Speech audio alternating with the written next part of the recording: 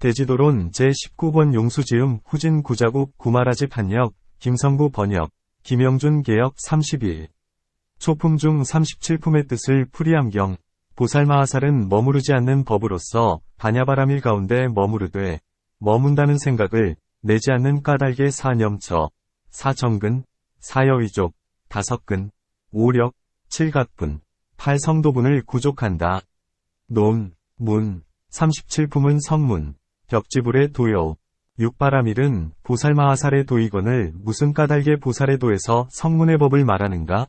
답. 보살마하살은 일체의 착한 법과 일체의 도를 배워야 한다.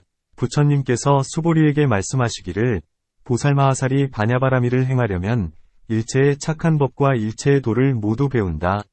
이른바 건회지내지는 불지이다. 라고 하신 것과 같다. 이 9지위는 마땅히 배우지만 증득하지는 못한다. 불지는 배우기도 하고 증득하기도 한다. 또한 어디에서 37품이 성문과 벽지불만의 법이요 보살의 도가 아니라 하였는가?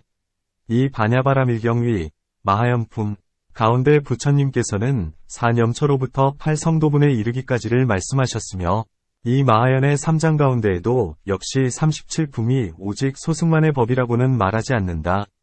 부처님께서 대자대비하신 까닭의 37품의 열반도를 말씀하시어 중생들의 서원과 중생들의 인연에 따라 제각기 도를 얻게 하시니 성문을 구하는 이는 성문의 도를 얻게 하고 벽지불에 성근을 심은 이는 벽지불의 도를 얻게 하고 불도를 구하는 이는 불도를 얻게 하여 그들의 본원과 근기의 날카롭고 둔함에 따라 크게 가엾이 여김이 있기도 하고 혹은 가엾이 여김이 없기도 하다.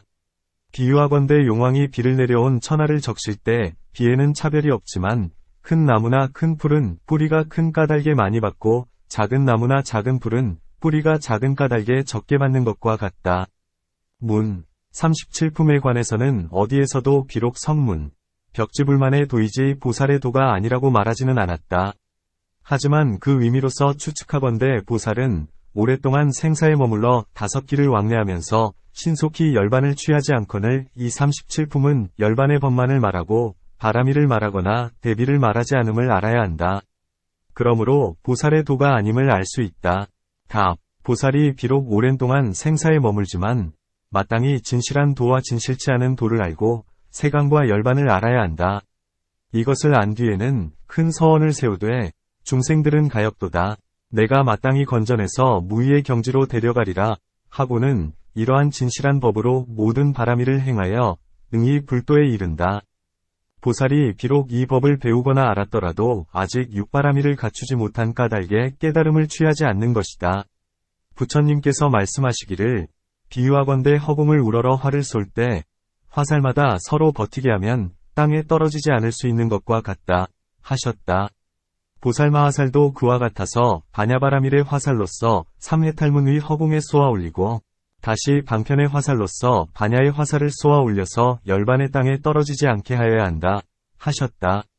또한 그대가 말하듯이 보살이 오랜 동안 생사에 머물러 응당 몸과 마음의 갖가지 고뇌를 받아야 한다면 만일 진실한 지혜를 얻지 못했다면 어찌 능히 그런 일을 참겠는가?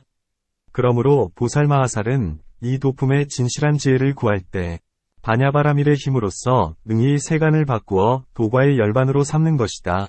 왜냐하면 3개의 세간이 모두가 화합으로부터 생긴 까닭이다. 화합으로 생긴 것은 자성이 없고 자성이 없기에 공하고 공하기에 취할 수 없으니 취할 수 없는 모습이 곧 열반이다. 그러므로 말하기를 보살은 머무르지 않는 법으로 반야바라밀 가운데 머무르되 머문다는 생각을 내지 않는 까닭에 마땅히 사념처를 구족한다 했다. 또한 성문이나 벽지불의 법에서는 세간이 곧 열반이라고 말하지 않는다. 왜냐하면 지혜가 모든 법에 깊이 들어가지 못했기 때문이다. 보살의 법에서는 세간이 곧 열반이라 말하나니 지혜가 모든 법에 깊이 들어갔기 때문이다. 부처님께서도 수보리에게 말씀하시기를 물질, 색, 이 곧 공이요. 공이 곧 물질이며 느낌, 수, 생각, 상, 지어감, 항, 분별, 식, 이 곧 공이요. 공이 곧 느낌, 생각, 지어감, 분별이며 공이 곧 열반이고 열반이 곧 공이니라 하셨다. 중론에서는 이렇게 말하고 있다.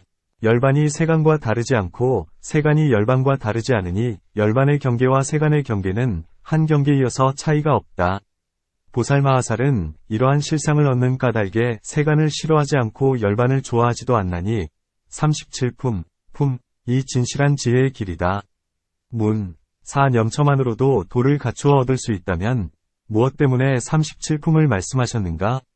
만일 그대가 말하기를 간략히 말하기 위하여 사념처이고 자세히 말하기 위하여 37품이다 라고 해서는 안 된다. 왜냐하면 만일 자세히 말해야 한다면 한량이 없어야 되기 때문이다.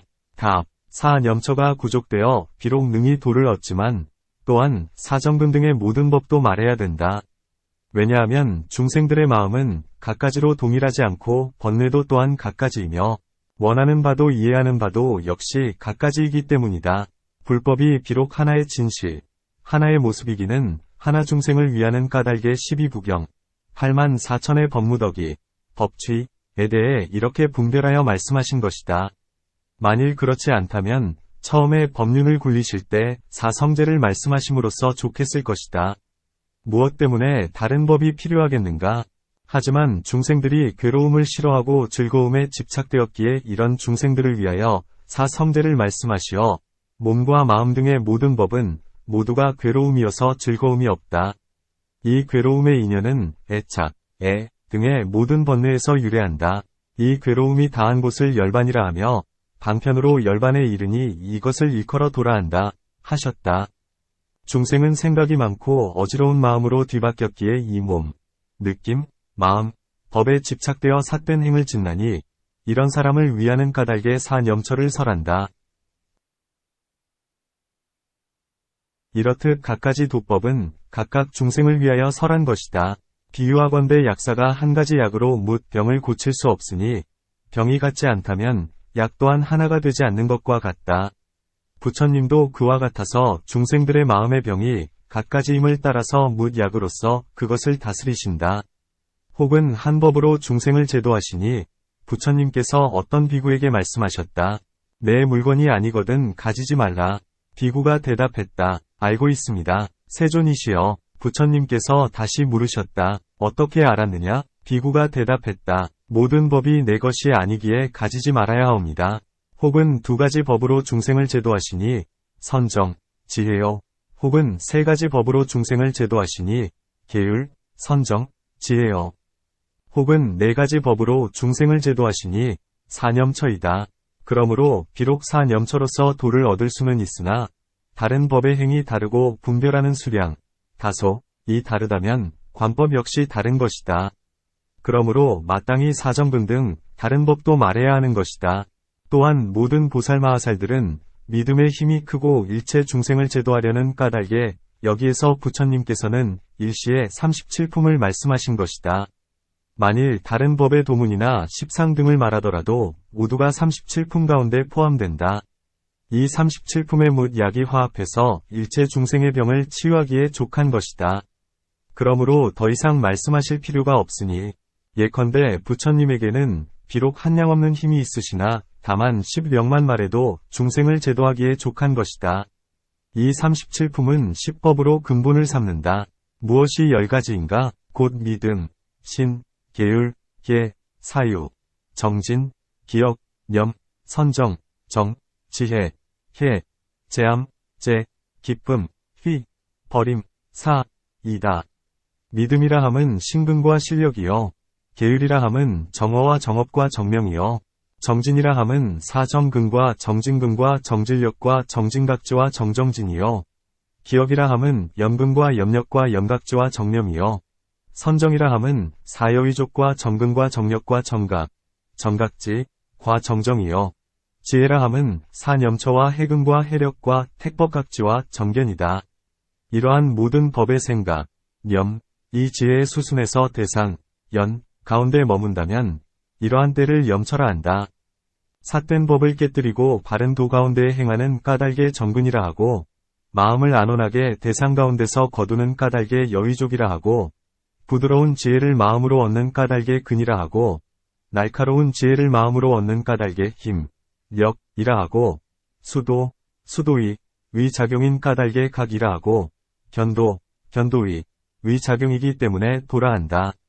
문, 도를 먼저 말해야 할 것이다. 그것은 왜냐하면 도를 행한 뒤에야 모든 착한 법을 얻기 때문이다. 비유하건대 사람이 길을 간 뒤에야 갈 곳에 이르게 되는 것과 같다. 그런데 이제는 어찌하여 뒤바꿔 사념처를 먼저 말하고 나중에 팔정도를 말하는가? 답, 뒤바뀌지 않았으니 37품은 처음으로 도에 들고자 할 때의 이름이다. 마치 수행자가 스승에게 가서 도법을 듣는 것과도 같다. 먼저 기억하여 이 법을 간직하나니 이때를 염처라 한다. 간직한 뒤에는 그 법 가운데서 과위를 구하는 까닭에 정진하나니 이때를 정근이라 한다. 정진을 많이 하기 때문에 마음이 산란한데 마음을 거두어 부드럽게 조절하는 까닭에 여의족이라 한다. 마음이 길들여진 뒤에는 다섯근이 생겨난다. 모든 법의 실상은 매우 깊어서 이해하기 어렵지만 신근 때문에 능히 믿게 되니 이를 신근이라 하고 몸과 목숨을 아끼지 않고 일심으로 도를 구하니 이를 정진근이라 하고 항상 불도만을 생각하고 다른 일을 생각하지 않으니 이를 염근이라 하고 항상 마음을 거두어 도에 두니 이를 정근이라 하고 사제의 진실한 모습을 관찰하니 이를 해근이라 한다. 이 다섯근이 늘어나 능히 번뇌를 가리나니 마치 큰 나무의 힘이 능히 홍수를 막는 것과 같다. 이 다섯근이 늘어나면 능히 깊은 법으로 옮겨 들어가나니 이를 힘, 력이라 한다. 힘을 얻은 뒤에는 도법을 분별하는데 세 부분이 있다.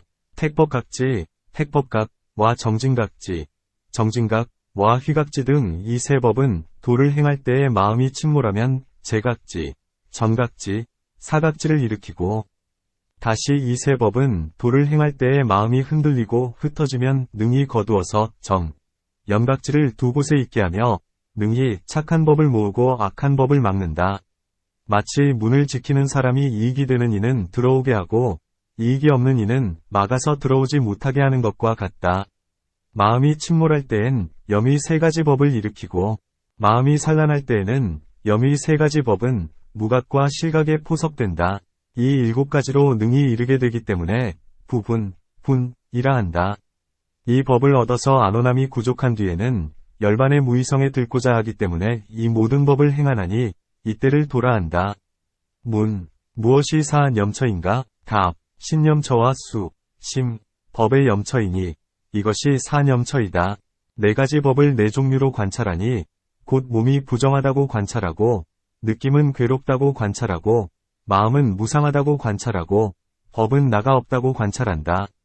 이 네 가지 법이 각각 네 가지 법을 갖추고 있으나 몸에서는 부정을 많이 관하고 느낌에서는 괴로움을 많이 관하고 마음에서는 무상함을 많이 관하고 법에서는 나 없음을 많이 관해야 한다. 그것은 왜냐하면 범부가 아직 도에 들지 않았을 때 이 네 가지 법에서 삿된 행을 하거나 네 가지 뒤바뀐 생각을 일으키기 때문이다. 모든 부정한 법에 대하여 깨끗하다는 뒤바뀐 생각을 일으키며 괴로움에 대하여 즐겁다는 뒤바뀐 생각, 무상함에 대하여 항상하다는 뒤바뀐 생각, 나가 없는 데 대하여 나라는 뒤바뀐 생각을 일으킨다. 이런 네 가지 뒤바뀜을 깨뜨리기 위한 까닭에 이 사념처를 말하는 것이다. 깨끗하다는 뒤바뀐 생각을 깨뜨리려는 까닭에 신념처를 말하고 즐겁다는 뒤바뀐 생각을 깨뜨리려는 까닭에 수념처를 말하고 항상하다는 뒤바뀐 생각을 깨뜨리려는 까닭에 신념처를 말하고 나가 있다는 뒤바뀐 생각을 깨뜨리려는 까닭에 법념처를 말한다. 이런 까닭의 넷을 말하니 이는 모자라지도 많지도 않은 것이다.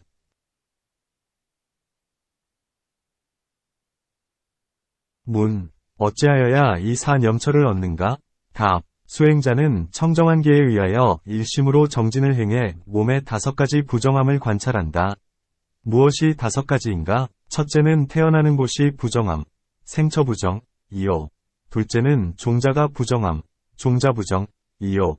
셋째는 자성이 부정함, 자성부정, 이요.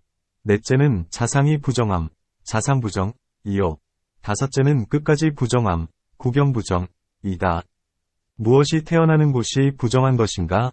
머리, 발, 배, 등, 옆구리, 갈비 등 모든 부정한 물건이 화합된 것을 여자의 몸이라 하는데 안으로는 생장과 숙장과 오줌, 똥 등 부정한 것이 있고 밖으로는 번뇌와 어빈년의 바람이 시게 종자, 식종을 불어 두장, 장, 사이로 들어가서 8개월이나 9개월 동안 있게 하니 마치 분뇨 구덩이 사이에 있는 것 같다. 이런 개송이 있다. 이 몸은 냄새나고 더러운 것꽃 사이에서 난 것도 아니요 천복에서 난 것도 아니면 보배산, 보산에서 난 것도 아니네. 이것을 태어나는 곳이 부정하다 한다. 종자가 부정하다 함은 부모가 망상과 삿된 생각, 사억념, 위 바람이 음욕의 불에 분 까닭의 피와 골수가 흐르고 열이 변하여 정자, 정가 되었는데 수겁행의 인연인식의 종자는 붉은 정, 적정, 과 흰정, 백정 사이에 머무르니 이를 몸의 종자라 한다. 이런 개송이 있다. 이 몸의 종자는 부정한 것이니 별달리 묘한 보물이 아니네. 맑고 깨끗함에서 생긴 것이 아니라 오직 요도를 따라 나온 것일 뿐이네. 이를 종자가 부정하다 한다. 자성이 부정하다 함은 발에서부터 정수리에 이르기까지 사방이 얇은 가죽으로 덮였고 그 속은 부정한 것으로 가득 찬 것을 말한다. 의복으로 장식하고 목욕시키고 꽃과 향으로 치장하며 최상의 반찬과 온갖 맛난 음식을 먹이나 하룻밤 사이에 모두가 부정한 것이 되고 만다. 설사 하늘의 옷을 입히거나 하늘의 음식을 먹이더라도 몸의 성질 때문에 역시 더러워질 것이거늘 하물며 인간의 의식이겠는가. 이런 개송이 있다. 흙, 물, 불, 바람의 성질은 부정한 것 없앨 수 있으나 바닷물 다하도록 이 몸 씻어도 향기롭고 맑게 하지는 못하리. 이것이 자성이 부정한 것이다. 자상의 부정함이라 함은 이 몸의 9구멍에서 항상 더러운 것이 흘러내리니 눈에서는 눈곱과 눈물이 흐르고 귀에서는 귀지가 나오고 코에서는 콧물이 흐르고 입에서는 침이 흐르고 배설기관에서는 항상 똥오줌이 흘러나오고 모든 털구멍에서는 땀이 흘러 부정하다. 이런 개송이 있다. 갖가지 더러운 물건이 몸 안에 가득하여 항상 쉬지 않고 흘러나오니 새는 주머니에 물건을 담은 듯하네. 이것이 자상의 부정이다. 끝까지 부정하다 함은 이 몸을 불에 던지면 재, 회, 가 되고 벌레가 먹으면 똥, 뇨, 이 되고 땅에 묻으면 썩어서 흙이 되고 물에 두면 불어터지거나 혹은 물벌레에게 먹힌다. 일체의 시체 가운데서는 인간의 몸이 가장 부정하다. 부정한 법에 대하여는 구상 가운데 자세히 설명하리라. 이런 개송이 있다. 이 몸을 자세히 관찰하니 마침내는 무덤으로 돌아가네. 힘들여 모셔도 돌아오지 않으니 은혜를 저버리기 소인과 같도다. 이것이 끝까지 부정한 것이다. 또한 이 몸이 살았을 때나 죽은 뒤에 이 몸이 가까이 했던 곳이나 몸을 두었던 곳은 모두가 부정하다. 예컨대 향기롭고 아름답고 깨끗하던 물도 백가닥의 개울을 따라 바다로 들어가면 짜고 쓴 맛으로 변하듯이 이 몸에 먹었던 갖가지 맛난 맛과 좋은 빛과 좋은 향기와 부드러운 반찬들도 배라는 바다 속으로 들어가면 부정한 것이 되고 만다. 이 몸은 이와 같이 생겨날 때부터 종극에 이르기까지 항상 부정한 것이 있으니 몹시 실증날 일이다. 수행자들은 생각하라. 이 몸이 부정하건만 조그만 채 항상함이 있으면 조금 나은 것 같다가 다시 무상해진다.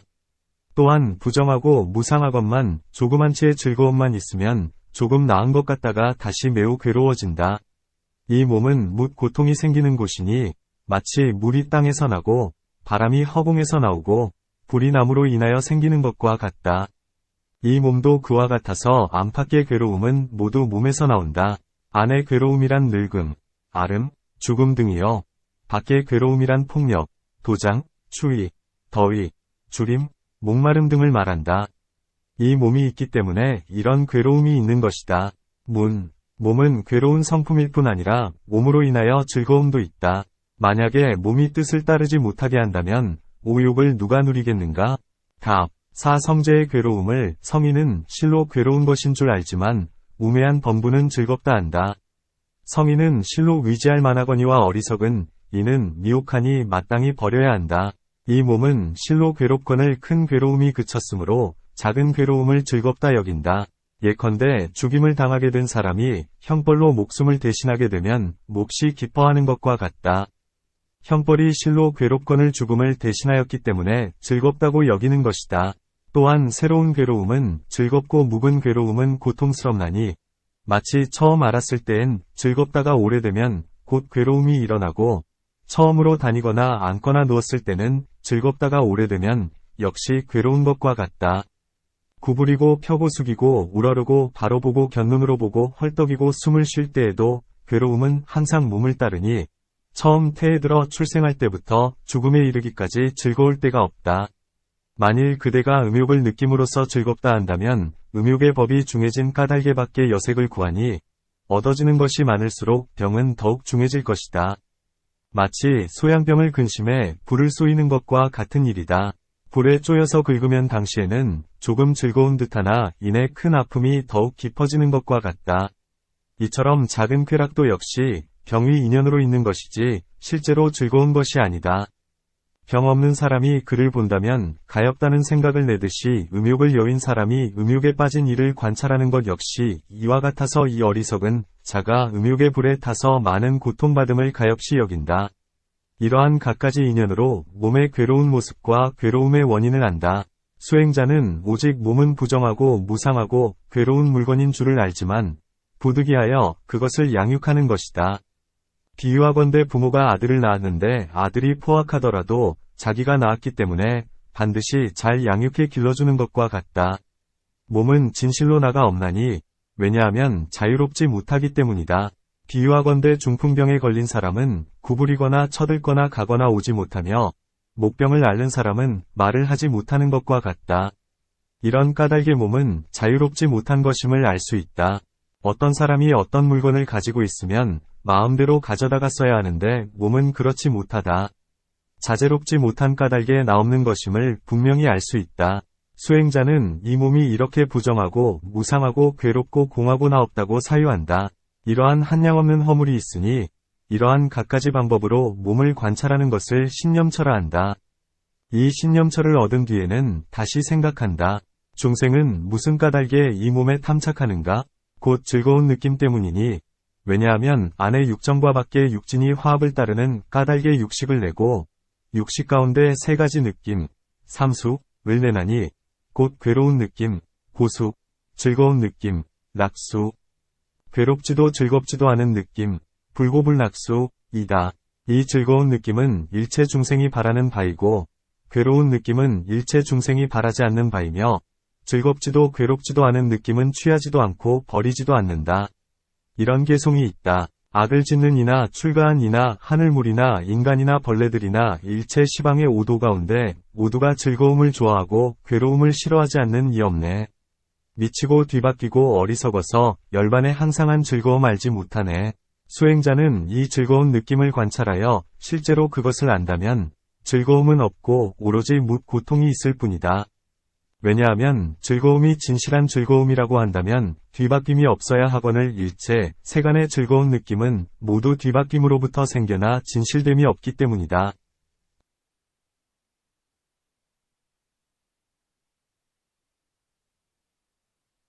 또한 이 즐거운 느낌으로는 아무리 즐거움을 구하여도 큰 고통을 받기만 한다. 이런 개송이 있다. 어떤 사람이 바다에 들어가 폭풍을 만나면 파도가 솟구쳐 마치 흑산과 같고 어떤 사람이 큰 싸움터에 들어가면 매우 험하고 거친 길을 지나야 하리.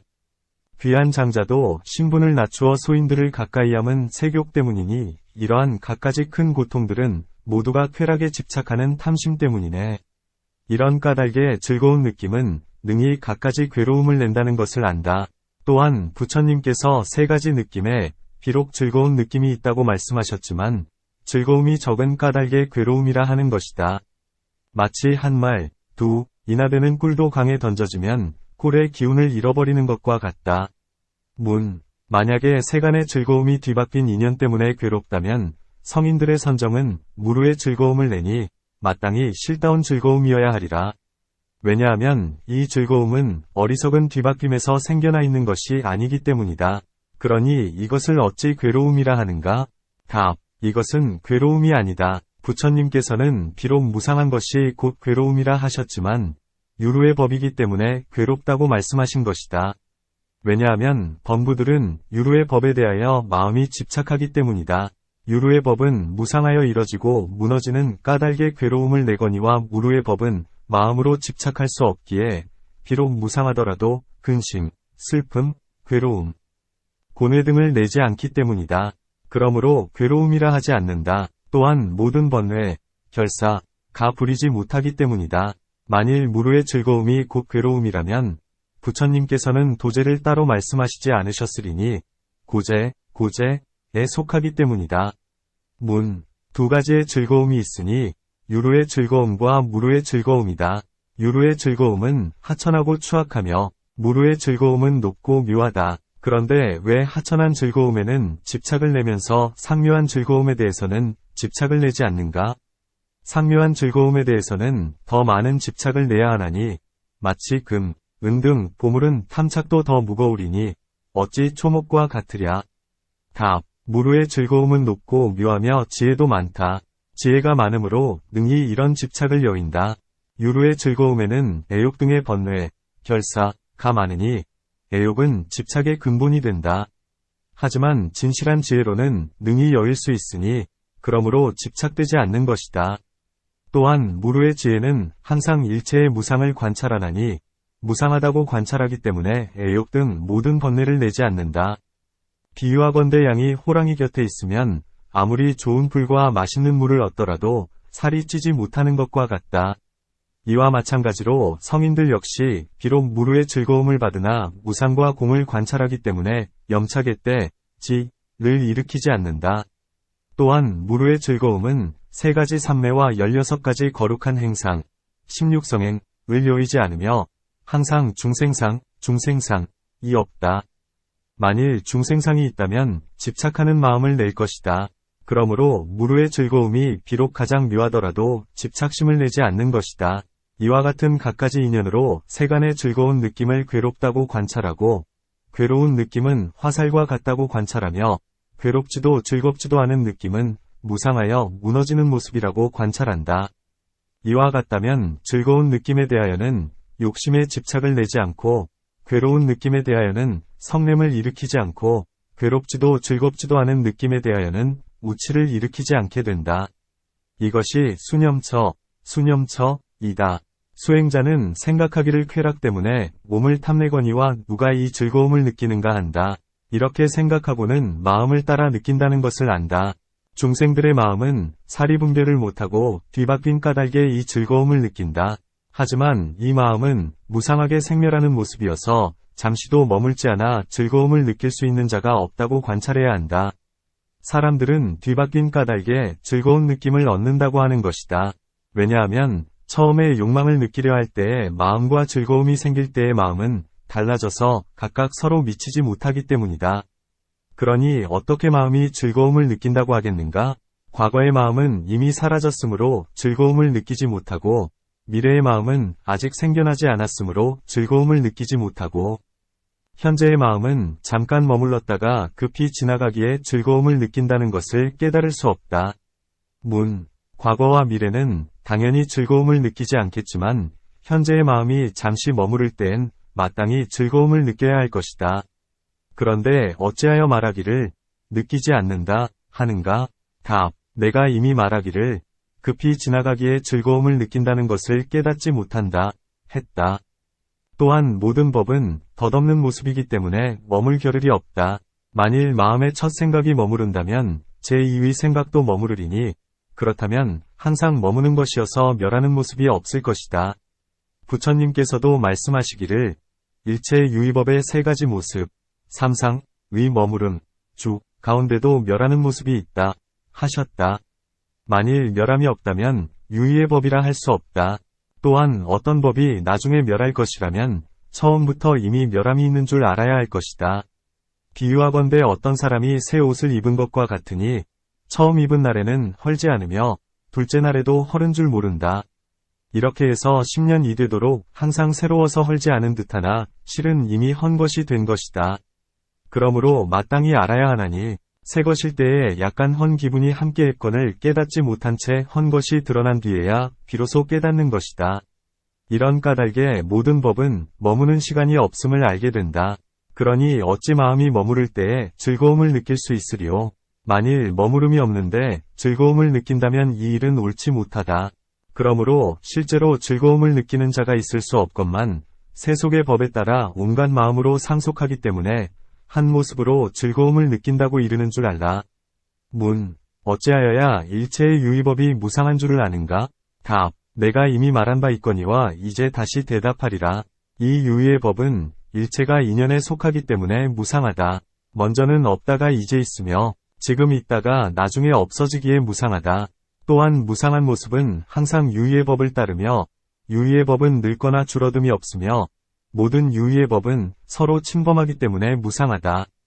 또한 유의의 법에는 두 가지 늙음이 항상 뒤를 따르나니 첫째는 장차 늙는 것이요 둘째는 무너져 늙는 것이다.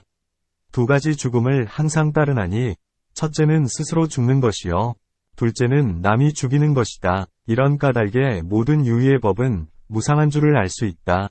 유의의 법 가운데서 마음의 무상함은 가장 알기 쉬우니 부처님께서도 말씀하시기를 범부들은 가끔 몸이 무상한 줄은 아나 마음이 무상한 줄은 알지 못한다. 가령 어떤 범부는 몸은 항상하다고 말하면서 더욱이 마음을 항상한 것으로 삼는데 이는 큰 미혹이다. 왜냐하면 몸은 10년 또는 20년 동안 머무를 수 있지만 이 마음은 1월과 시각, 시경으로 잠깐 지나가 생하고 멸함이 각각 다르고 생각에 머무르지 않기 때문이다. 생하려 하니 벌써 생과는 달라졌고 멸하려 하니 벌써 멸과는 달라지니 마치 환술과 같아 진실한 모습을 얻을 수 없다. 라고 하셨다. 이와 같은 한량없는 인연 때문에 마음이 무상한 줄을 알 수 있다.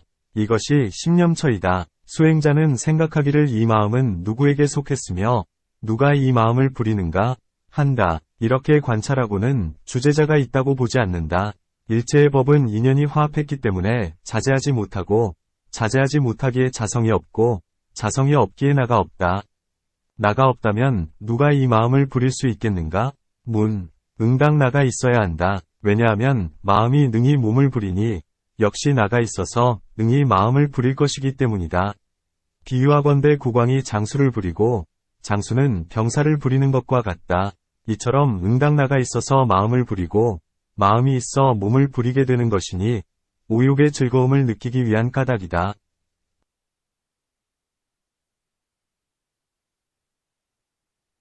또한 제각기 나의 마음이 있는 까닭에 실제로 나가 있는 줄 안다. 만일 몸에 대해 마음이 뒤바뀌어 나로 착각하는 것이라면 무슨 까닭에 남의 몸에 대하여는 나라는 소견을 일으키지 않는가? 이러한 모습으로 인하여 제각기 나가 있는 줄 안다. 답. 만일 마음이 몸을 부리고 나가 있어 마음을 부린다면 응당 다시 나를 부리는 이가 있어야 할 것이다. 만일 다시 나를 부리는 자가 있다면 이것은 끝도 없다. 또한 나를 부리는 자가 다시 있다면 두 개체의 정신이 있을 것이요. 만일 다시 나가 없고 나가 마음을 부릴 뿐이라면 또한 마음만이 몸을 부려야 할 것이다. 만일 그대가 마음을 정신에 속한다고 한다면 마음을 제하면 정신은 아무것도 모를 것이다. 만일 아는 바가 없다면 어떻게 능히 마음을 부리겠는가? 만일 정신의 알매 모습이 있다면 어찌 마음을 필요로 하겠는가? 이런 까닭의 마음만이 의식의 모습이어서 스스로 능히 몸을 부리는 것이요. 정신을 기다리는 것이 아님을 알 수 있다. 마치 불이 성질이란 능히 물건을 태우는 것이지 사람을 기다리지 않는 것과 같다. 불에는 비록 태우는 힘이 있기는 하나 사람이 아니면 쓰지 못한다. 마음에 비록 의식의 모습이 있으나 정신이 아니면 부리지 못할 것이다. 답. 모든 법은 모습이 있기 때문에 존재한다. 이 정신은 모습이 없기 때문에 없는 것이다. 그대가 비록 숨의 출입이나 고, 낙 등을 느끼는 것으로 정신의 모습이라 여기려 하나 이는 옳지 못하다. 그것은 왜냐하면 호흡의 출입 등은 몸의 모습이요. 고와 낙을 느끼는 것은 마음의 모습이기 때문이다.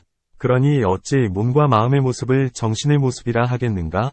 또한 때로는 불 스스로가 능히 태워서 사람을 기다리지 않거늘 다만 이름을 붙이기 위하여 사람이 태운다고 말한다는 것이니 그대의 논리는 틀렸다.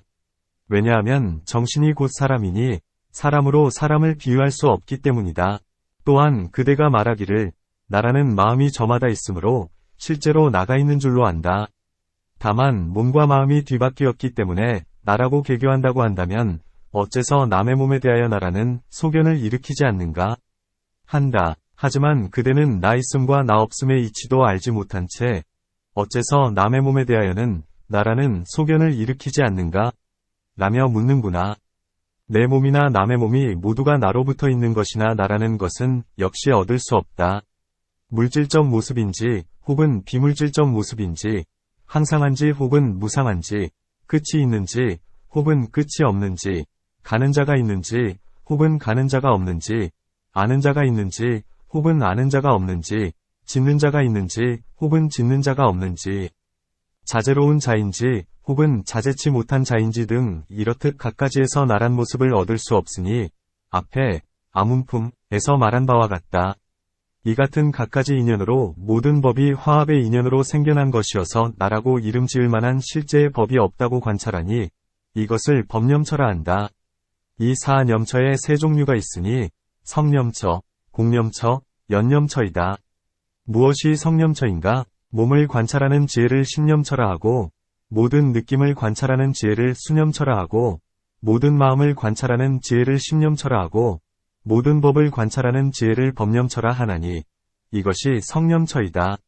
무엇이 공념처인가? 몸을 으뜸으로 하여 인연으로 생기는 도법이 유루인가 혹은 무루인가를 관찰하는 것이 신념처이다. 느낌, 마음, 법을 으뜸으로 하여 인연으로 생기는 도법이 유루인가 혹은 무루인가 관찰하는 것을 수심법의 염처라 한다. 이것이 공념처이다. 무엇이 연념처인가? 모든 색법, 이른바 십입과 법입 중 일부분을 신념처라 하며 6가지 느낌, 즉 눈의 다임으로 생긴 느낌과 귀, 코, 혀, 몸, 뜻의 다임으로 생긴 느낌을 수념처라 하며 육식인 눈, 귀, 코, 혀, 몸, 뜻의 의식을 심념처라 하며 생각, 상중, 과지어감, 행중, 과 3가지 무의를 법념처라 한다. 이것이 연념처이다. 이 성념처는 지혜의 성품이기 때문에 모양도 없고 볼 수도 없으며 대할 수도 없다. 혹은 유루이기도 하고 혹은 무루이기도 하다. 유루에는 과보가 있고 무루에는 과보가 없거니와 모두가 유의의 인연으로 생기어 삼세에 속하고 이름에 속하며 바깥 경계, 외입에 속한다.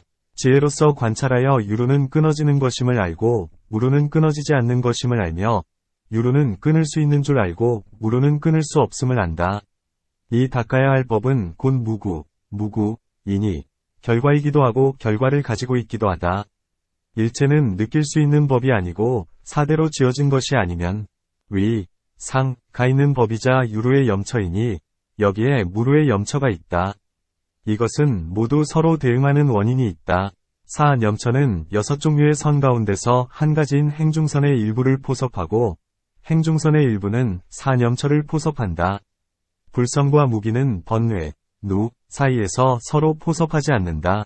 혹은 사념처가 유루 아닌 것도 있고 혹은 유루이면서 사념처 아닌 것도 있으며 혹은 사념처가 유루인 것도 있고 혹은 사념처가 아니면서 또한 유루가 아닌 것도 있다.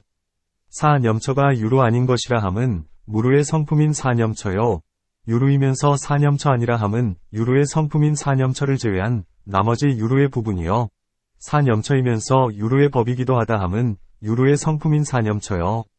사념처도 아니고 유루의 법도 아니라 함은 무루의 성품인 사념처를 제외한 나머지 무루의 법을 말한다. 무루의 네 구절도 또한 이와 같다.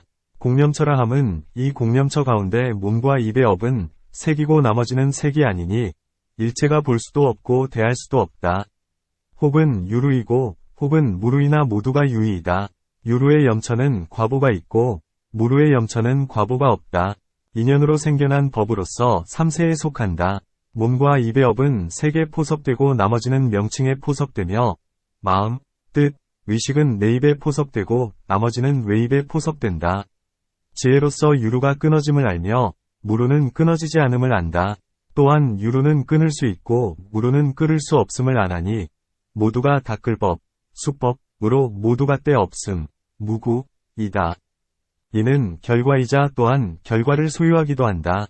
일체가 느낌의 법, 수법은 아니니 몸과 입의 업은 사대로 지어진 것이요. 나머지는 사대로 지어진 것이 아니면 모두가 위가 있는 법으로서 유루의 염처가 된다. 여기에 무루의 염처가 있으니 이것은 몸과 입의 업과 마음과 서로 응하지 않는 모든 행위 있는 것은 아니고 서로 응하는 인이 아니면 나머지는 서로 응하는 인이다. 5선분은 사념처를 포섭하고 사념처는 또한 5선분을 포섭하거니와 나머지는 서로 포섭하지 않는다. 불성과 무기는 누법에 속하지 않는다.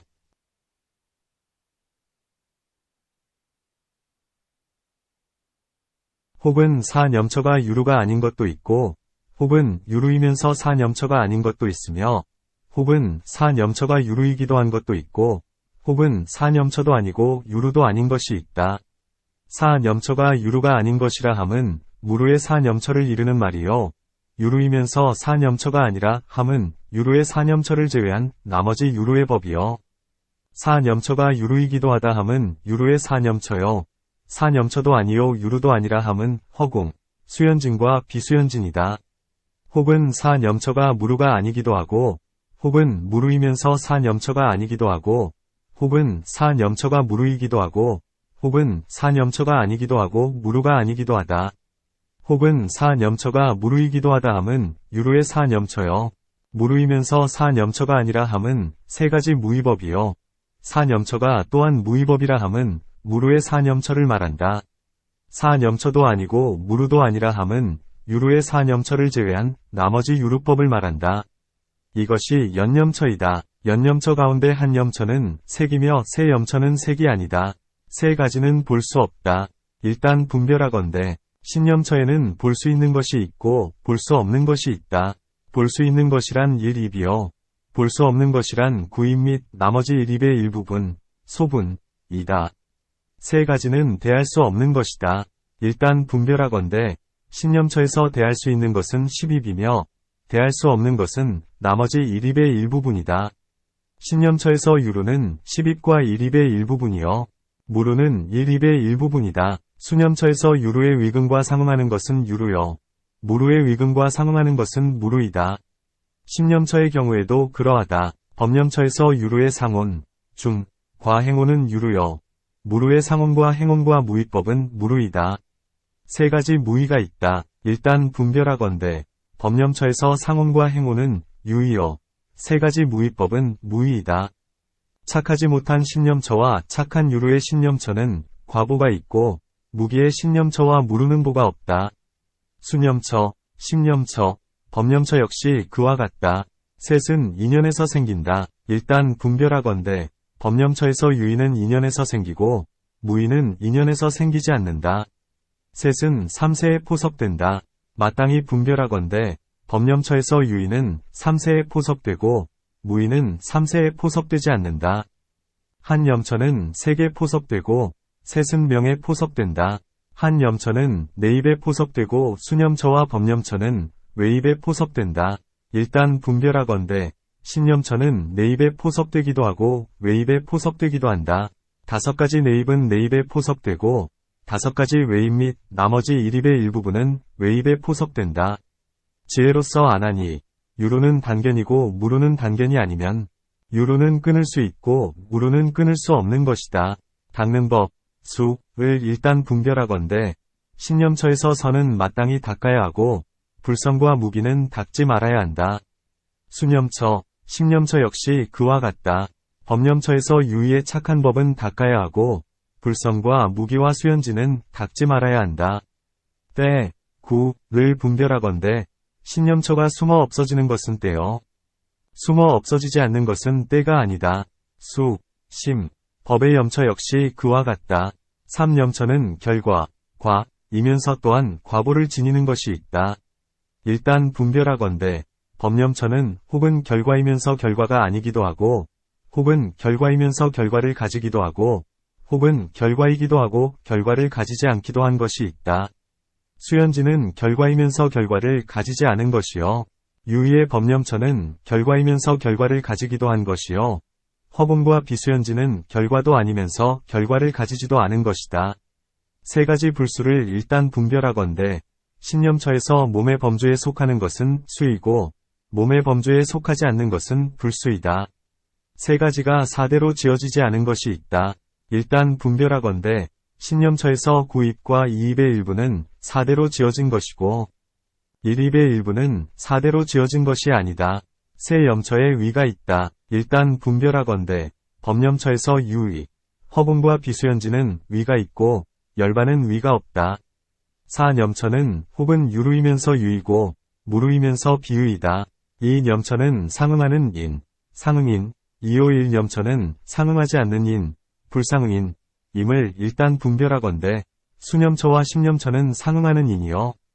신염처는 상응하지 않는 인이다. 법염처에서 상혼 및 상응하는 행호는 상응하는 인이요. 나머지는 상응하지 않는 인이다.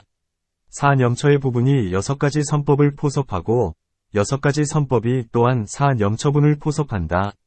불선분, 무기분도 그와 같아서 종류에 따라 서로 포섭한다. 3가지 누가 1염처분에 포섭되고 1염처분이 다시 3가지 누에 포섭되며 유루가 사한염처분에 포섭되고 사한염처분이 다시 유루에 포섭되며 무루가 사한염처분에 포섭되고 사한염처분이 다시 무루에 포섭된다. 이러한 이치들은 천남품에서 자세히 설명했다. 무엇을 안의 몸이라 하며 무엇을 밖의 몸이라 하는가? 안팎의 몸은 말할 때 이미 다 포섭했건을 어찌하여 다시 안팎의 몸의 관법을 말하는가? 답, 아니란 자기의 몸이요. 밖이란 남의 몸이다. 자기의 몸에 2 종류가 있으니 첫째는 몸 안의 부정함이요. 둘째는 몸 밖의 가죽, 털, 손발톱, 머리카락 등이다. 또한 수행자는 시체가 부풀어 터진 것을 보면 그 모습을 취하여 자신을 관찰하기를 자신의 몸도 그러한 모습이고 그러할 것이니 나는 이러한 법을 아직 여의지 못했다 고 한다. 이때의 죽은 시체는 밖의 몸이요. 수행자의 몸은 안의 몸이다. 수행자가 가끔 단정한 여자를 보고 마음이 집착되면 즉시에 그 몸이 더러운 것이라고 관찰하나니 이것이 밖의 몸이요. 자신의 몸도 역시 그러하리라고 관찰하는 것은 안의 몸이다. 또한 눈, 안, 등 5감관, 정, 은 안의 몸이요. 색 등 5 짓는 밖의 몸이며 4대는 안의 몸이요. 4대로 지어진 색은 밖의 몸이다. 괴로움과 즐거움을 느끼는 자리는 안의 몸이요. 괴로움과 즐거움을 느끼지 못하는 곳은 밖의 몸이며 자기의 몸과 눈 등 모든 감관은 안의 몸이요. 처자, 제보, 전답, 주택 등 사용되는 물건들은 밖의 몸이다. 그것은 왜냐하면 모든 물질의 법, 색법, 이 모두 신념처이기 때문이다. 수행자는 이 안의 몸에서 깨끗하고 항상하고 나있고 즐거움을 구하되 자세히 구하여도 도무지 얻지 못하니 먼저 말한 관법에서와 같다. 안으로 관찰하여 얻을 수 없으니 행여 밖에 있을까 한다. 왜냐하면 밖의 물건은 중생들의 집착하는 곳이기 때문이다. 밖의 몸을 관찰할 때에도 얻을 수 없다. 그러므로 다시 생각하기를 내가 안으로 관찰하여도 얻을 수 없으니 밖에 혹 있을까 하여 밖으로 관하나 역시 얻지 못한다. 다시 생각하기를 내가 만일 잘못 관찰했다면 이제 다시 안팎을 통틀어 관찰하리라 한다. 안을 관찰하고 밖을 관찰하는 것은 별상이요. 동시에 함께 관찰하는 것은 총상이다. 총관과 별관으로도 모두 얻을 수 없으면 관할 바가 이미 끝난 것이다. 신념처로 안팎을 얻어야 한다면 모든 감각, 수, 은 외입에 속하는 것이거늘 어찌하여 안의 느낌, 내수, 과 밖의 느낌, 외수, 을 분별하는가? 답, 부처님께서는 2가지 느낌, 수, 이 있음을 말씀하셨으니 이른바 몸의 느낌과 마음의 느낌이다. 몸의 느낌은 밖이요. 마음의 느낌은 아니다. 또한 5의식, 식, 과 상응하는 느낌은 밖이요. 제6의식과 상응하는 것은 아니다. 12입의 인연으로 생긴 모든 느낌에서 안의 6입의 영역, 분에 생긴 느낌은 아니요. 밖의 6입의 영역에 생긴 모든 느낌은 밖이며 거친 느낌은 밖이요. 미세한 느낌은 안의 것이다. 2가지 괴로움이 있으니 안의 괴로움, 내고, 과 밖의 괴로움, 외고, 이다. 안의 괴로움에 2 종류가 있으니 몸의 괴로움과 마음의 괴로움이다. 몸의 괴로움이란 몸이나 머리의 통증 등 404종의 병으로서 이것을 몸의 괴로움이라 한다. 마음의 괴로움이란 근심, 걱정, 성냄, 두려움, 질투, 의심 등이니 이런 것들이 마음의 괴로움이다. 이 2가지 괴로움이 합쳐서 안의 괴로움이 된다. 밖의 괴로움에 2가지가 있으니 첫째는 왕자, 자신을 압도하는 자, 악적, 사자, 호랑이, 독사 등이 핍박해서 해치는 일이요. 둘째는 바람, 비, 추위, 더위, 우레, 번개, 벼락 등이니 이 2가지 괴로움을 밖의 느낌이라 한다. 즐거운 느낌과 괴롭지도 즐겁지도 않은 느낌 역시 이와 같다. 또한 안의 법을 반영하는 것을 안의 느낌이라 하고 밖의 법을 반영하는 것을 밖의 느낌이라 한다. 또한 108가지 느낌을 안의 느낌이라 하고 나머지는 밖의 느낌이라 한다. 문. 마음은 내 입에 속하거늘 어찌하여 밖의 마음을 관하라 하는가? 답. 마음이 비록 내 입에 속하기는 하나 밖의 법을 반영하기 때문에 밖의 마음이라 하고 안의 마음을 반영하기 때문에 안의 마음이라 한다. 의식은 안의 마음이요. 오식은 밖의 마음이다. 마음을 거두어 선에 드는 것은 안의 마음이요. 산란한 마음은 밖의 마음이다. 안의 5개와 안의 7각지. 각에 상응하는 마음은 안의 마음이요. 밖의 5개와 밖의 7각지에 상응하는 마음은 밖의 마음이다. 이와 같이 각가지로 안팎을 분별하나니 이것이 안팎의 마음이다. 문. 법념처는 왜 입에 속하거늘 어찌하여 안의 법을 관찰한다 하는가? 답. 느낌을 제외한 나머지 마음에 속하는 법, 심숙법에서 능히 안의 법을 반영하는 마음에 속하는 법은 안의 법이요. 밖의 법을 반영하는 마음에 속하는 법 및 무의와 신불상응행은 밖의 법이 된다. 또한 의식으로 반영하는 법을 안의 법이라 하나니 부처님께서 말씀하시기를 반연에 의하여 의식이 난다 하셨다. 여기에서 느낌을 제외한 나머지 마음에 속하는 법은 안의 법이요. 그 밖의 신불상응행과 우의의 법은 밖의 법이다. 사정근, 정근의 2종류가 있으니 첫째는 성정근이요. 둘째는 공정근이다. 성정근이라 함은 도를 위하는 까닭에 4가지 정진이 있으니 곧 2가지 착하지 못한 법을 막고 2가지 착한 법을 모으는 것이다. 사념처의 관법을 행할 때에 게으른 마음이 생기면 5개 등의 번뇌가 마음을 덮고 5가지 믿음 등 성근을 여인다. 이때 착하지 못한 법이 이미 생겼거든 끊기 위해서 아직 생기지 않았거든 생기게 하기 위해서 부지런히 정진한다. 믿음 등 성근이 아직 생기지 않았거든 생기게 하기 위해서 이미 생겼거든 더욱 늘어나게 하기 위해서 부지런히 정진한다. 정진의 법이 사념처에 많이 있기 때문에 정근이라는 이름을 얻는 것이다. 문. 무슨 까닭의 7종류의 법 가운데서 이 4가지를 정근이라 하고 나중에 8가지는 정도라 하면서 나머지의 것은 정이라 부르지 않는가? 답. 4가지 정진은 마음이 용맹하게 발동하여 잘못될까 두려워하는 까닭의 정근이라 하고 도취의 법을 행하는 까닭에 삿된 법에 떨어질까 두려워하여 정도라 한다. 성이란 4가지 정진의 성품이요. 공이란 4가지 정진의 성품을 으뜸으로 삼은 인이연으로 생한도이다.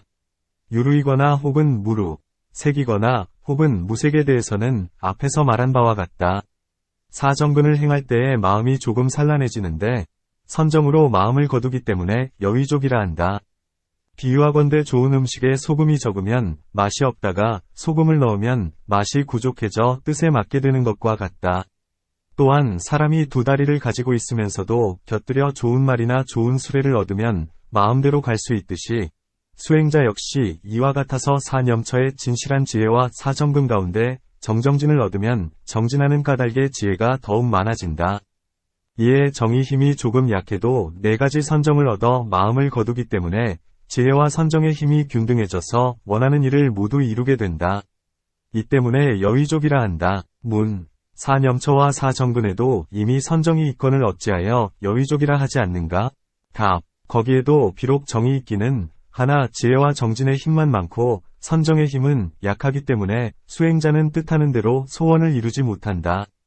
4가지 선정이라 함은 욕이 주가되어 선정을 얻고 정진이 주가되어 선정을 얻는다.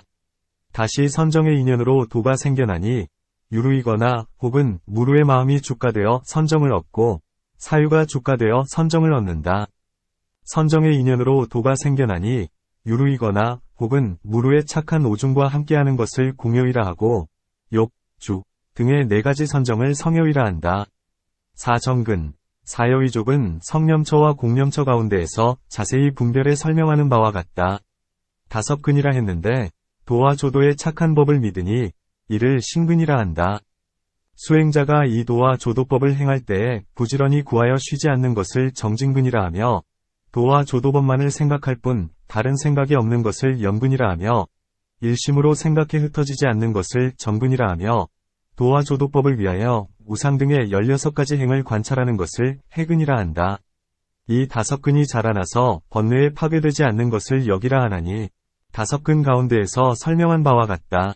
이 5근, 오력은 행온, 행중에 속하여 항상 함께 서로 응하나니 심행, 마음에 속하는 법, 심수법을 따르며 마음과 함께 생겨나고 마음과 함께 머무르며 마음과 함께 사라진다.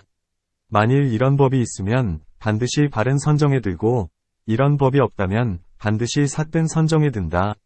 칠각지의 뜻은 앞에서 말한 바와 같다. 문. 앞에서 뜻을 설명하기는 했으나 아비담의 가르침으로 설명한 것은 아니다. 답. 그렇다면 이제 마땅히 설명하리라. 사념처는 그 의미가 곧 칠각뿐이니 무색이고 볼 수 없고 대할 수 없고 무루이고 유의이고 인연으로 생긴 것이고 삼계에 속하고 이름에 속하고 외입에 속한다. 지혜로서 견해를 끊는 것이 아니면 끊을 수 있는 것이 아님을 안다. 닦는 법은 때, 구, 없는 법이 된다. 이는 과위이며 또한 결과를 가지고 있기도 하다. 느낌의 법이 아니면 사대로 지어진 것이 아니면 위가 있는 법도 아니면 상응하는 인, 상응인, 이 있는 것도 아니다. 두 선분, 이 선분은 칠각분에 포섭되고 칠각분은 두 선분에 포섭되나 불성과 무기법과 유루법은 서로 포섭하지 않는다. 무루의 두 부분, 이분, 이 칠각분을 포섭하고 칠각분이 무루의 두 부분을 포섭하나니 이러한 각가지는 천남품에서 자세히 설명한 바와 같다. 팔성도분은 위에서 말한 바와 같다. 정견이 곧 지혜, 해이다. 이는 사념처와 해근과 해력과 택법각분에서 말한 바와 같다. 정사유는 사제를 관찰할 때에 무루의 마음에 상응하며 사유가 발동하여 지각하고 헤아리는 것이다. 전반편은 사정근과 정진근과 정질력과 정진각 가운데에서 설명한 바와 같다. 정념은 염근과 염력과 염각분 가운데에서 설명한 바와 같다. 정정은 여위족과 정근과 정력과 정각분, 정각 가운데에서 설명한 바와 같다. 정어와 정업과 정명을 이제부터 설명하리라. 이들은 네 가지 삿된 생활, 사명을 제거하여 구업을 다스려서 무루의 지혜로 그 밖에 삿된 구업을 제거하고 버리며 여인 것을 정어라고 한다. 정업도 또한 이와 같다. 다섯 가지 삿된 생활을 무루의 지혜로서 제거해버리고 여이는 것을 정명이라 한다. 문. 어떤 것이 다섯 가지 삿된 생활인가? 답. 첫째는 수행자가 이양을 위하여 거짓으로 특이한 모습을 꾸며 나타내는 것이요. 둘째는 이양을 위하여 자기의 공덕을 선전하는 것이요. 셋째는 이양을 위하여 기름을 점쳐 남에게 말해주는 것이요. 넷째는 이양을 위하여 높은 소리로 다투어 사람들로 하여금 두려워하게 하는 것이요. 다섯째는 이양을 위하여 이미 얻은 공양을 자랑삼아 이야기해서 남의 마음을 움직이게 하는 것이다. 곧 삿된 인연으로 살아가는 까닭의 사명이라 한다. 이 팔 정도의 세 구분이 있다. 세 가지는 계의 구분, 계분, 이요. 세 가지는 선정의 구분, 정분, 이요. 두 가지는 지혜의 구분, 해분, 이다. 지혜의 구분과 선정의 구분은 이미 설명한 바와 같으며 이제 계의 구분에 대하여 설명하리라. 계의 구분은 곧 물질의 성품, 볼 수 없음, 대할 수 없음, 무루, 유의, 인연생, 삼세에 속하고 물질에 속한다. 이름에 속하거나 외입에 속하지 않으며 견해를 끊거나 끊을 수 있는 것이 아님을 지혜로서 안다. 법을 닦음은 때, 구, 없는 법이다. 이는 과위, 과이며 또한 결과를 지니고 있기도 하다. 느낌의 법이 아니고 사대로 지어진 것, 위가 있는 법, 상응하는 인이 아니다.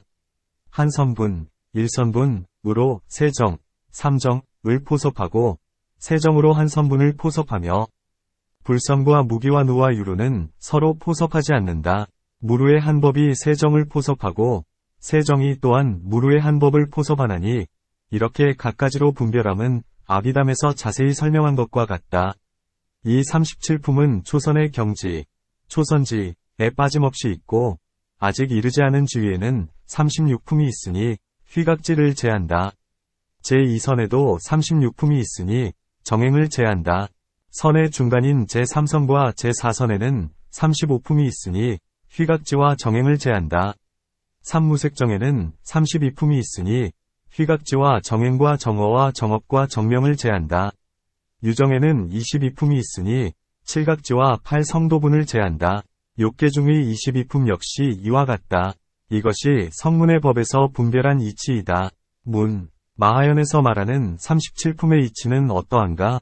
답, 보살마하살은 사념처를 행하여 이 앞몸을 관찰하되 무상하고 괴롭기가 마치 병 같고 종기 같다. 고깃덩어리는 썩고 문드러지며 더러운 것이 가득하여 9 구멍에서 흘러나오니 이는 다니는 변소, 행치이다. 라고 본다. 이와 같이 몸은 나쁜 것만이 드러나서 하나도 깨끗한 곳이 없거늘 뼈가 버티고 살로 덮이고 힘줄이 얽히고 가죽으로 쌓여 있다고 관찰한다. 몸은 또한 전생의 유루업의 인연으로 받은 것으로 금생의 목욕과 꽃, 향, 의복, 음식, 와구, 약품 등으로 이루어진 바이다. 마치 수레에 2바퀴가 있어 소가 끄는 힘 때문에 능히 목적지에 이르듯이 두 세상의 인연으로 몸이란 수레가 이루어지고 의식의 소에 끌려 두루 왕래한다. 이 몸은 4대가 화합해서 이루어진 것이므로 마치 물거품 덩어리와 같아 허망하여 견고함이 없다. 이 몸은 무상하여 오래되면 반드시 무너진다. 이 몸의 모습은 몸 안에서도 얻을 수 없고 밖에 있지도 않고 중간에 있지도 않다. 몸 스스로는 느끼지도 못하니 지각도 없고 작용도 없음이 마치 담장이나 기와쪽 같다. 이 몸에는 일정한 몸의 모습도 없고 이 몸을 만든 이도 없고 또한 만들게 하는 자도 없으니 이 몸은 과거, 선제, 나 미래, 후제, 나 현재, 중제, 어디에서도 얻을 수 없다. 8만 털구멍마다의 벌레와 한량없는 질병과 주림, 목마름, 추위, 더위, 형벌 등이 항상 이 몸을 괴롭힌다. 보살마하살은 몸에 대하여 이같이 관찰하고는 나의 몸도 아니고 남의 것도 아니면 자유롭지 못하여 스스로 짓거나 짓는 자가 있어 이 몸이 만들어진 것이 아니면 몸의 모습은 공하여 허망한 인연으로부터 생겼고 이 몸은 거짓으로 존재하며 본업의 인연에 속함을 안다. 보살은 스스로 이렇게 생각한다. 나는 몸과 목숨을 아끼지 말아야 한다. 왜냐하면 이 몸의 모습은 합하지도 않고 흩어지지도 않으며 오지도 않고 가지도 않으며 나지도 않고 멸하지도 않아 어디에도 기대지 않는다. 몸을 두루 관찰하건대 이 몸은 나 없고 나 없기에 공하고 공하기에 남녀 등의 모든 모양이 없고 모양이 없기에 원을 짓지 않는다. 이렇게 관찰한다면 자기 없는 지혜의 문, 무작지문에 들어가 몸이 무작임을 알게 된다. 무작이란 다만 모든 법이 인연화합으로 생겨난 것을 말한다. 이 모든 인연이 이 몸을 짓는 자이면서 또한 허망한 전도 때문에 존재하나니 이 인연 가운데는 또한 인연의 모습이 없으며 이 인연에 의해 생한 것에도 또한 생하는 모습이 없다. 이와 같이 사유한다면 이 몸은 본래부터 나는 모습이 없음을 아나니 이 몸은 무상이며 잡을 수 없다. 무생이기에 모습이 없고 모습이 없기에 무생이권을 오직 어리석은 범부인 까닭에 일컬어 몸이라 함을 안다. 보살이 이와 같이 몸의 실상을 관찰할 때 모든 물들은 욕망, 염욕, 과 집착심을 여의고 항상 마음을 묶어 몸에 두고 몸을 두루 살피니 이와 같음을 일컬어 보살의 신념처라고 한다.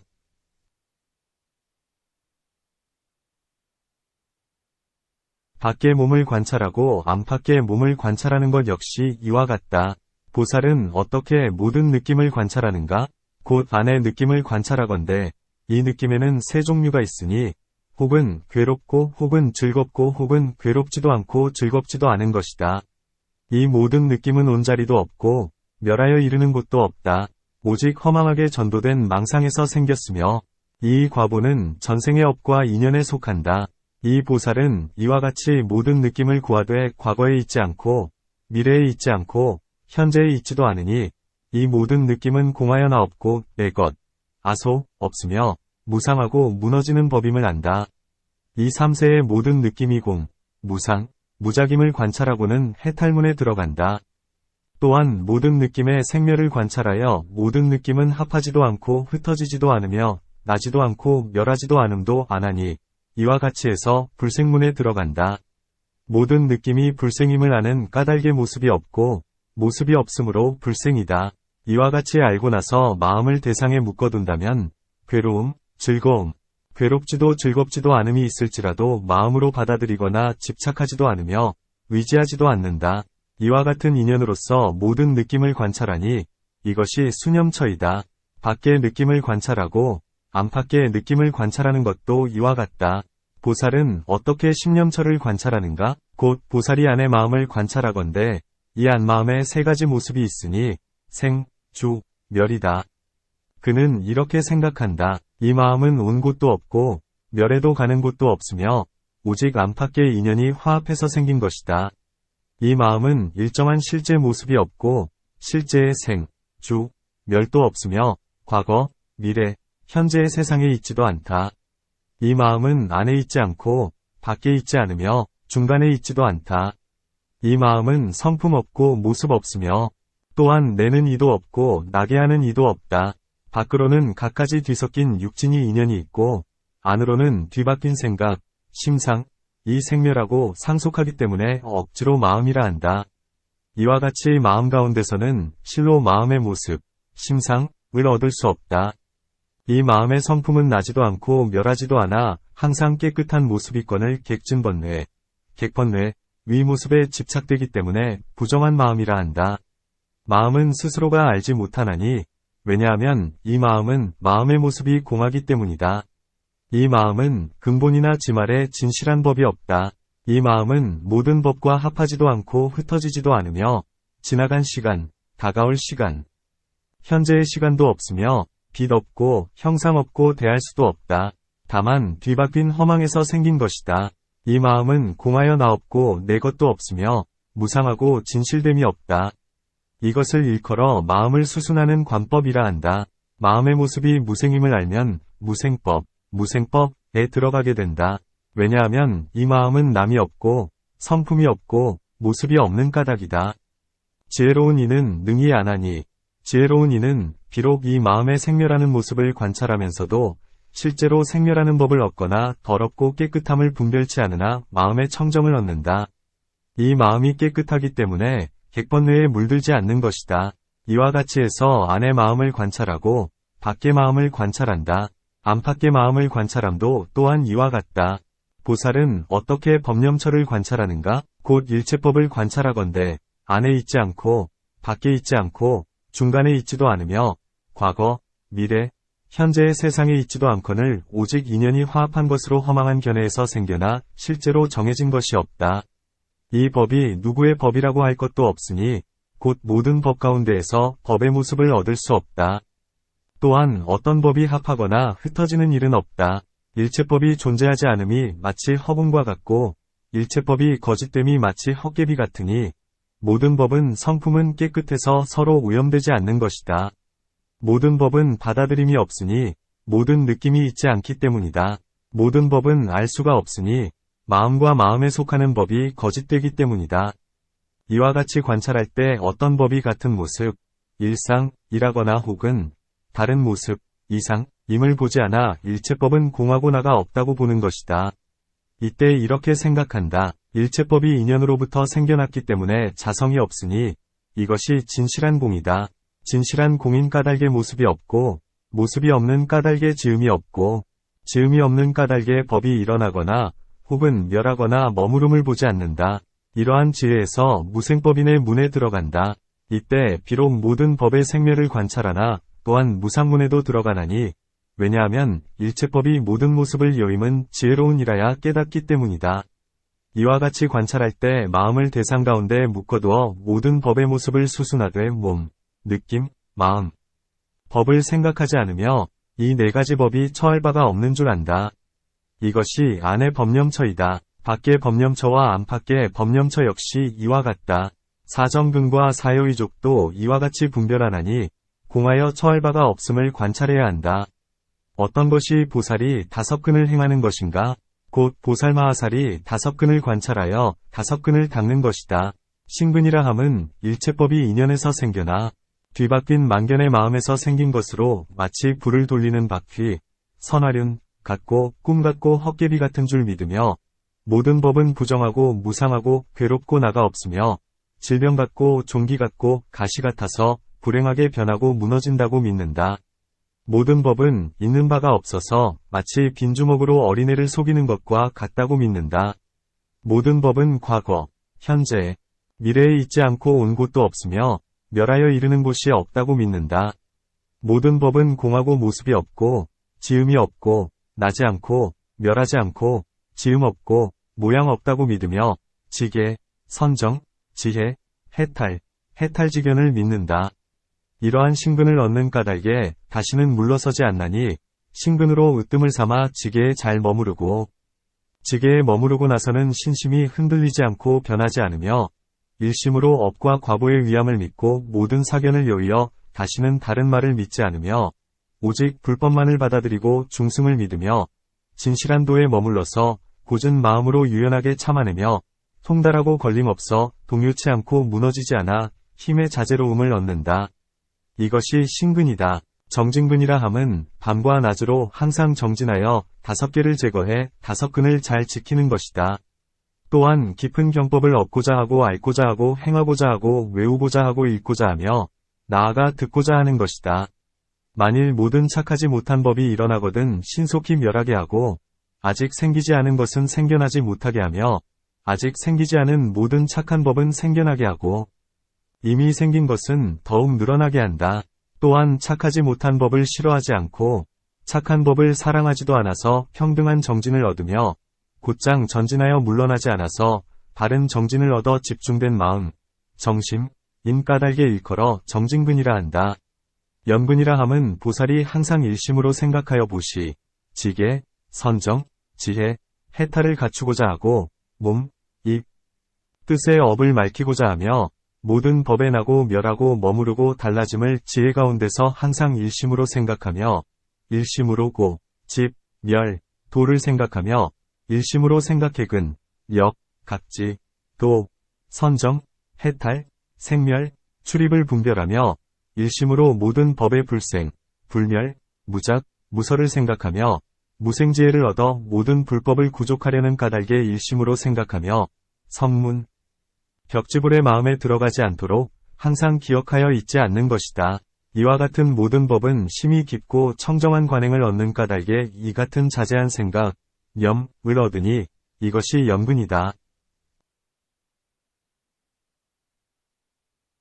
정근이라 함은 보살이 선정의 모습을 잘 알아서 응이 갖가지 선정을 내고 분명하게 선정의 문호를 알며 선정에 들고 선정에 머물고 선정에서 나오기를 잘 알며 선정에 대하여 집착하거나 맞들이지 않고 위지하지 않으며 대상할 바, 소연과 대상을 깰 바, 괴연을 잘 알아서 모든 선정에 자제하게 논이며 또한 대상 없는 선정도 잘 알며 남의 말을 따르지 않고 선정만을 따르지도 않아서 행함에 자제롭고 출입에 걸림이 없는 것이다.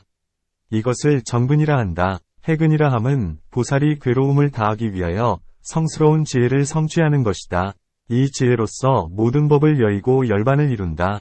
곧 지혜로서 일체의 삼계는 무상하며 삼수에, 삼독의 불에 탄다고 관찰하니 이렇게 관하고는 삼계 안에서 지혜에도 집착하지 않으며 일체의 삼계를 도리어 공, 무상, 무작의 해탈문으로 삼아 일심으로 불법을 구하기를 마치 머리에 붙은 불을 끄듯 한다. 이 보살의 지혜는 아무도 무너뜨릴 수 없으며 삼계에서 위지하는 바가 없어 생각을 따라 일어나는 우욕에서 마음은 늘 떠나 있나니 이 해근의 힘 때문에 한량없는 공덕을 쌓아 모은다. 모든 법의 실상에 예리하게 들어가 장애 없고 어려움 없으며 세간에 대해서 근심하는 일 없고 열반에 대해서 기뻐하는 일 없나니 자제로운 지혜를 얻는 까닭에 해근이라 한다. 보살이 이 5근을 얻으면 중생들의 모든 근기의 모습을 잘 아나니 욕망에 물든 중생의 근기를 알고 욕망을 여인 중생의 근기를 알며 성내는 중생의 근기를 알며 성냄을 여인 중생의 근기를 알며 어리석은 중생의 근기를 알고 어리석음을 여인 중생의 근기를 알며 악도에 떨어지고자 하는 중생의 근기를 알며 인간 세상에 나고자 하는 중생의 근기를 알며 천상에 나고자 하는 중생의 근기를 알며 상, 중, 하의 중생의 근기를 알며 죄지은 중생의 근기를 알며 죄 없는 중생의 근기를 알며 거슬리고 순종하는 중생의 근기를 알며 욕계, 색계, 무색계에 항상 태어날 중생의 근기를 알며 성분이 두터운 중생과 얕은 중생의 근기를 알며 바르게 집중됐거나 삿되게 집중됐거나 집중되지 못한 중생의 근기를 알며 가벼이 날뛰는 중생의 근기를 알며 지중한 중생의 근기를 알며 간탐하는 중생의 근기를 알며 능히 버리는 중생의 근기를 알며 공경하는 중생의 근기를 알며 공경치 않는 중생의 근기를 알며 계행이 깨끗하거나 깨끗하지 못한 중생의 근기를 알며 성내거나 인욕하는 중생의 근기를 알며 정진하거나 게으름 피는 중생의 근기를 알며 마음이 산란하거나 섭수된 중생의 근기를 알며 우치하거나 지혜로운 중생의 근기를 알며 두려움이 있거나 두려움이 없는 중생의 근기를 알며 잘난 체하거나 잘난 체하지 않는 중생의 근기를 알며 바른 도와 삿된 도의 중생의 근기를 알며 감관을 지키거나 감관을 지키지 않는 중생의 근기를 알며 성문을 구하는 중생의 근기를 알며 벽지부를 구하는 중생의 근기를 알며 불도를 구하는 중생의 근기를 아나니 중생의 근기를 아는 가운데 자제한 방편의 힘을 얻는 까닭에 일컬어 근기를 안다고 하는 것이다. 보살이 이 5근을 행하고 증장시켜 응이 번뇌를 깨뜨리고 중생을 제도하며 무생법인을 얻나니 이를 5가지 힘, 오력이라 한다. 또한 하늘, 마, 외도가 능히 방해하거나 부수지 못하니 이것을 힘이라 한다. 7각분이라 함은 보살이 일체법에 대해 기억하거나 생각하지 않는 것을 염각분이라 하고 일체법 가운데 착한 법, 나쁜 법, 무기의 법을 구하여도 얻을 수 없는 것을 택법각분이라 하고 3계에 들지 않고서 모든 계의 모습을 파괴하는 것을 정진각분이라 하고 일체에 만들어진 법에 대하여 즐기어 집착하는 마음을 내지 않아 근심과 기쁨의 모습이 무너진 까닭에 휘각분이라 하고 일체법 가운데 마음의 대상을 제외하고는 찾을 수 없으므로 제각분이라 하고 일체법은 항상 안정된 모습이어서 어지러운 것도 흩어진 것도 아니라고 아는 것을 정각분이라 하고 일체법에 대해 집착하지도 않고 위지하지도 않으며 또한 이러한 버리는 마음, 사심, 조차 보지 않는다면 이를 사각분이라 한다. 보살이 7각분의 공함을 관찰함은 이와 같다. 문, 이 7각분은 어째서 간략하게 설명하는가? 답, 7각분 가운데서 염, 해, 정진, 정은 위에서 이미 자세히 말하였으니 나머지 3각분을 설명하리라. 보살은 이 휘각분을 행할 때에 이 희가 진실이 아닌 줄 관한다. 왜냐하면 이 희는 인연으로부터 생겨난 작법이고 존재의 법, 육법이며 무상한 법이며 집착할 만한 법이기 때문이다. 만일 집착이 일어나면 이것은 무상한 모습이고 변하고 무너져버려 곧 근심을 일으키게 된다. 범부들은 뒤바뀌었기 때문에 마음이 집착한다. 만일 모든 법이 실제로 공한 줄로 알면 이때에 뉘우치며 이렇게 생각한다. 나는 헛된 것을 받고 있다. 마치 어떤 사람이 암흑 속에서 기갈에 시달리다 더러운 것을 먹었는데 낮에 보고서야 잘못되었음을 아는 것과 같도다. 만일 이와 같이 관찰하면 진실한 지혜 가운데에서 기쁨이 생기나니 이것이 참기쁨이다. 이러한 참기쁨을 얻고는 먼저는 몸의 거침, 신축을 제거하고 다음에는 마음의 거침을 제거한다. 그러고 나서는 일체의 법상을 제하고 쾌락이 몸과 마음의 두루함을 얻게 되나니 이것이 제각분이다. 이미 휘각분과 제각분을 얻고는 모든 관행을 버리나니 이른바 무상관, 고관, 공관, 무아관, 생멸관, 불생불멸관, 유관, 무관, 비유비무관이다.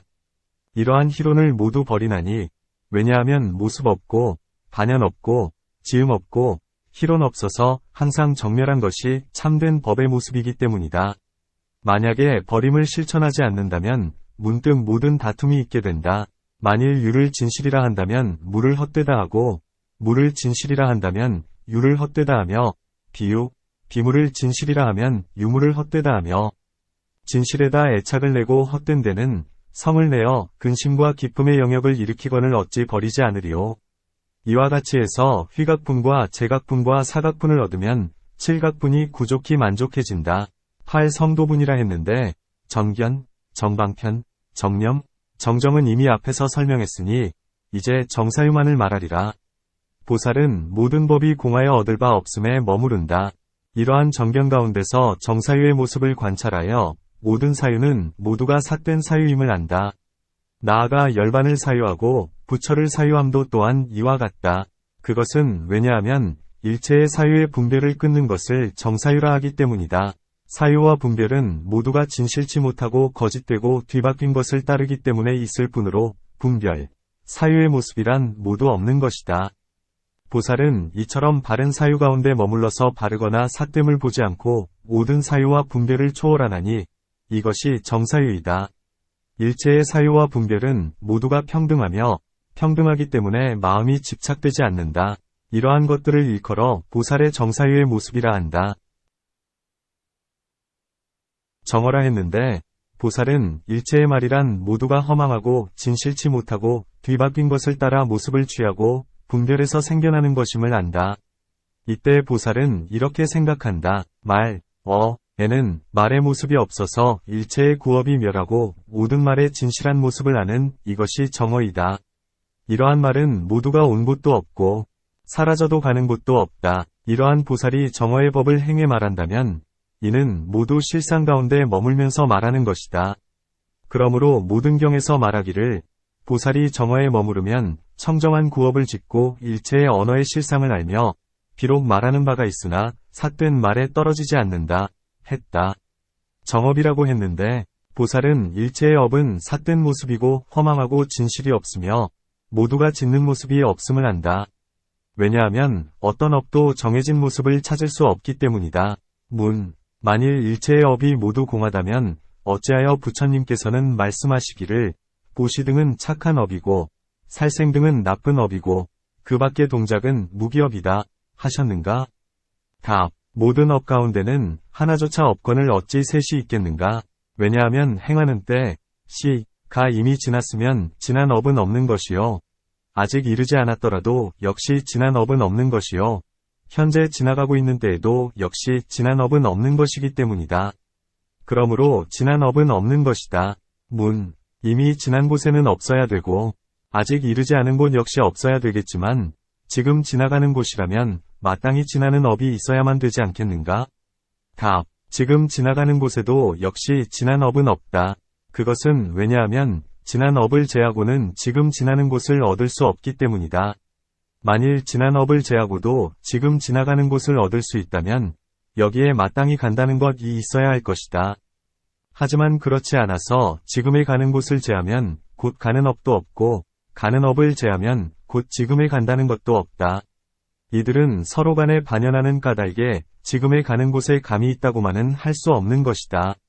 또한 지금에 가는 곳에 지난 업이 있다면 지난 업을 떠나서 마땅히 지금 가는 곳이 있어야 하고 지금에 가는 곳을 떠나서 마땅히 지난 업이 있어야 한다. 만일 그렇다면 무슨 허물이 있다는 것인가? 답. 한때에 두 가지 가는 업, 이 있기 때문이다. 만일 두 가지 지난 업이 있다면 두 가지 가는 가 있을 것이다. 왜냐하면 가는 일을 제하고는 감도 없고 가는 일을 제하고는 지금에 가는 곳도 있을 수 없기 때문이다. 지금에 가는 곳이 없는 까닭에 가는 이도 없다. 또한 가지 않는 이 역시 가지 않는 까닭에 가는 업이 없나니 만약에 가는 이와 가지 않는 이를 제하면 셋째에 가는 이는 없다. 가지 않는 이가 가지 않는다는 말은 그럴 수 있겠지만 가는 이야 어찌하여 가지 않는다고 말하는가? 답. 지난 업을 제하고는 가는 이는 얻을 수 없고 가는 이를 제하고서는 지난 업도 얻을 수 없다. 이처럼 일체의 업이 공한 것을 정업이라 한다. 보살들은 일체의 업의 평등에 들어가서 삿된 업으로서 악을 이루지 않고 바른 업으로서 선을 이루지도 않는다. 곧 짓는 바가 없어서 바른 업도 짓지 않고 삿된 업도 짓지 않는다. 이것을 진실한 지혜라 하니 이것이 곧 정업이다. 또한 모든 법의 평등한 가운데에서 바름도 없고 삿됨도 없으니 여실하게 모든 업을 알며 여실하게 알고 난 뒤에는 짓지도 않고 쉬지도 않는다. 이 같은 지혜로운 사람은 항상 바른 업만 있고 삿된 업은 없으니 이것을 일컬어 보살의 정업이라 한다. 정명이라 했는데 보살은 일체의 생활수단이 모두 바르고 삿되지 않으며 희론 아닌 지혜에 머물러서 정명을 취하지도 않고 삿된 생활 방법을 버리지도 않는다. 또한 바른 법에 머무르지도 않고 삿된 법에 머무르지도 않으며 항상 청정한 지혜에 머물러서 평등한 정명에 들어간다. 곧 정명과 사명을 보지 않으니 이처럼 진실한 지혜를 행함으로 정명이라 한다. 만일 보살마하살이 능히 37품을 관한다면 성문, 벽지불의 경지를 초월하게 되고 보살의 지위에 들어가서 점차로 일체종지를 성취하게 된다.